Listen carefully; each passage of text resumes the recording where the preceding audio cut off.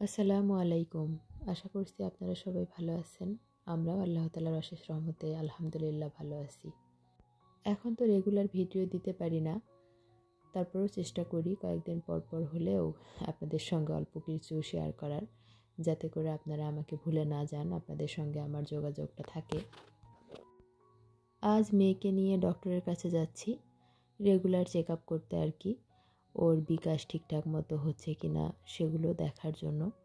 তো আমরা যাচ্ছি ধানমন্ডিতে ইবনে সিনায়। ওখানে বেশিরভাগ সময় ডক্টর দেখানো হয়, যে কোনো প্রবলেম হলে আমার হোক আর আমার বাচ্চার হোক, ওখান থেকেই বেশিরভাগ ট্রিটমেন্ট নেওয়া হয়।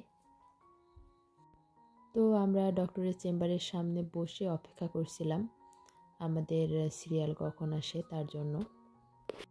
এটা ছিল আমার মেয়ের 6th মান্থের চেক আপ। 6th মান্থে যে মাইলস্টোনগুলো ওর অ্যাচিভ করার কথা সেগুলো হলো কিনা, ওর গ্রোথ ঠিকঠাক মতো হচ্ছে কিনা, ওজন ঠিক আছে কিনা, আর আদার্স কোনো প্রবলেম আছে কিনা সেগুলো চেক করার জন্যই মূলত গিয়েছিলাম। আমরা গিয়েছিলাম প্রফেসর সরোয়ার ফেরদৌস স্যারের চেম্বারে। এইবারই ফার্স্ট টাইম ওনাকে দেখালাম। এর আগে আমার মেয়ের সেভাবে ডক্টরের কাছে যাওয়ার প্রয়োজন পড়েনি। শুধু ওর যখন 1 মাস বয়স ছিল তখন একবার চেক আপ করিয়েছিলাম আমাদের এলাকায়। ডক্টর দেখানোর পর আমরা একটু মুড়ি মাখা, ভেলপুরি এগুলো খেয়েছিলাম। রাত হয়ে যাচ্ছে, আমাদের তাড়াতাড়ি বাসায় ফিরতে হবে, সেজন্য আর কোনো রেস্টুরেন্টে ঢোকা হয়নি খাওয়ার জন্য। এটা আরও 1 মাস আগের ভিডিও, শেয়ার করব করে 1 মাস পার হয়ে গেল। মাঝখানে আমার পরীক্ষা ছিল, তারপর আবার নানান ব্যস্ততা। বিশেষ করে এখন মেয়েকে নিয়ে এত ব্যস্ত থাকতে হয়, কারণ ও যেহেতু হামাগুড়ি দিতে পারে, 1 সেকেন্ড চোখের আড়াল করা যায় না, কখন পড়ে যায়। আগে তো নড়াচড়া করতে পারতো না, তখন এক জায়গায় শুইয়ে রেখে অনেক কিছুই করা যেত, ওর পাশে বসে ভিডিও এডিটিং করা যেত। এখন সেটাও সম্ভব হয় না, কারণ ও যেহেতু নড়াচড়া করতে পারে, উঠে এসে মোবাইল ধরতে চায়। আমার আর কি একটু কষ্টই হয়ে যাচ্ছে। তাছাড়া এখন যেহেতু বাড়তি খাবার খায়, সেগুলো রান্না করা, সময় নিয়ে খাওয়ানো, বাচ্চারা তো খেতে চায় না, তাদেরকে তো কীরকম সময় নিয়ে খাওয়াতে হয় সেটা তো আপনারা জানেন। আবার সেগুলো ক্লিন করা, তার উপর আবার আমার পড়াশোনা, সব কিছু মিলিয়ে আমি চ্যানেলের পিছনে একটু যে সময় দিব সেটার কোনো সুযোগই নেই। তো এই তো আমরা বাসায় চলে আসলাম। আসার সময় আমার মেয়ের জন্য ফর্মুলা মিল্ক কিনে নিয়ে এসেছি, কারণ আমার পরীক্ষা, তো ওকে আমার মায়ের কাছে রেখে যাব, আমার মা যেন ওকে খাওয়াতে পারে, সেজন্য এই দুধটা কেনা হয়েছে আর কি। তারপর 2টা নাপা নিয়ে আসা হয়েছে। এগুলো আমি সব সময় কাছে রাখি, যাতে করে একটু ঠান্ডা লাগলে বা সামান্য জ্বর হলে একটু খাইয়ে দিতে পারি, কারণ কখন কাজে লাগে বলা যায় না, সেজন্য। আর এটা হচ্ছে আমার মেয়ের শাওয়ার জেল।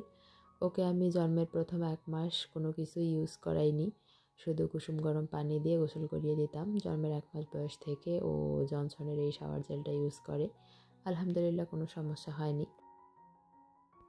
এই ছিল মেয়ের কেনাকাটা। তারপর আমাদের জন্য হালকা কিছু খাবার নিয়েছি, যেগুলো শুকনো খাবার অল টাইম ঘরে রাখা লাগে সেগুলোই আর কি। এখন আমাকে এগুলোর উপরেই নির্ভর হয়ে চলতে হয়, কারণ রান্নাবান্না করতে পারি না, এগুলো খেয়েই আমার দিন পার হয়। মানে নাস্তার আইটেম আর কি, নাস্তার কথা বুঝিয়েছি, ভাত তরকারি এগুলো তো রান্না করাই লাগে।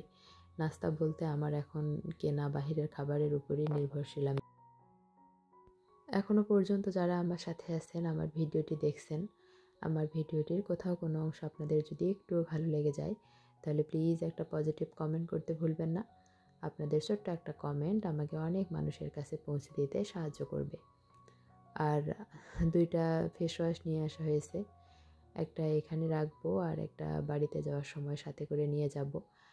আমার বর আমি দুজনেই একই ফেস ওয়াশ আমরা ইউজ করি, তো ক্লিন অ্যান্ড ক্লিয়ার এই ফেস ওয়াশটাই আমি দীর্ঘদিন ধরে ইউজ করছি। এই ছিল আমাদের আজকের কেনাকাটা, এগুলোই বাইরে থেকে আসার সময় নিয়ে আসা হয়েছে। তারপর মেয়ের জন্য একটু রসুন, কালো জিরা দিয়ে সরিষার তেল ভেজে নিলাম। ওকে আমি এতদিন কোনো সরিষার তেল ইউজ করাইনি, তবে ঠান্ডা পড়ছে থেকে একটু করে ইউজ করাচ্ছি। প্রথমে আমি কয়েকদিন একটু পায়ে দিয়ে দেখেছি যে কোনো রিয়াকশন হয় কি না। আলহামদুলিল্লাহ কোনো অ্যালার্জেটিক রিয়াকশন হয়নি। তারপর থেকে আমি একটু একটু করে সরিষার তেল দিচ্ছি গা গরম করার জন্য, যেহেতু প্রচণ্ড ঠান্ডা। বাসায় এসে রান্না করে নিলাম। এখানে রান্না করেছি হচ্ছে আমাদের জন্য ইলিশ মাছ, আর মেয়ের জন্য আমি গাজর সিদ্ধ করেছি। এগুলোই খাবে আজকে। আর আমাদের জন্য আমি এখানে হচ্ছে আলু সিদ্ধ দিয়েছি ভাতের সঙ্গে। ভাত হলে আলুর ভর্তা করব। আলুর ভর্তা আর ইলিশ মাছ দিয়ে আজকে খাওয়া দাওয়া হবে। আমার মেয়ে যেহেতু একটু দেরিতে ঘুমায়, সেজন্য আমি রাতেই বেশিরভাগ কাজ করে রাখার চেষ্টা করি, কারণ অযথাই সময় নষ্ট করে তো লাভ নেই।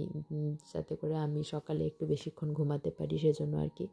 আর এই হচ্ছে আমার গাছপালা কিচেনে, এগুলো রেখেছি।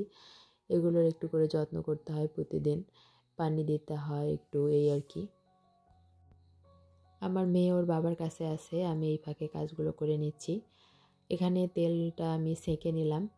একটু একটু করে এই তেলটা মাখাবো রাতে, যখন ঠান্ডা পড়বে তখন আর কি।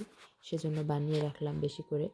এই তো মেয়ে আর তার বাবা ঘুমিয়ে গিয়েছে, আমিও কিছুক্ষণের মধ্যে ঘুমিয়ে যাব।